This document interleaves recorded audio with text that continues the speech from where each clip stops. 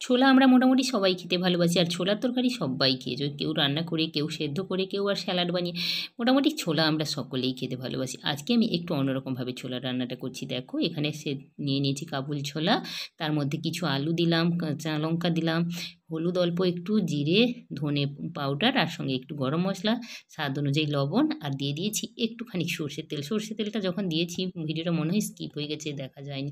তারপর হাত দিয়ে মাখিয়ে অল্প একটু জল দিয়ে এবার প্রেসার কুকারে ঢাকনাটা আমি লাগিয়ে 3টে মতো সিটি দিয়ে নেব। বাস, দেখো সিটি দিয়ে নেওয়ার পর রান্নাটা আমার একদম কমপ্লিট।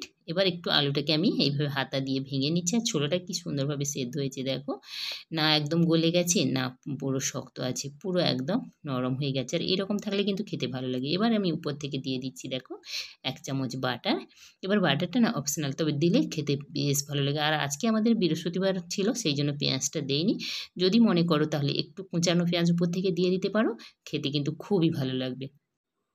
এবার আমি উপর থেকে দিয়ে দিচ্ছি দেখো অল্প একটু কসুরি মেথি, আর দিয়ে দিচ্ছি 2টো কাঁচা লঙ্কা।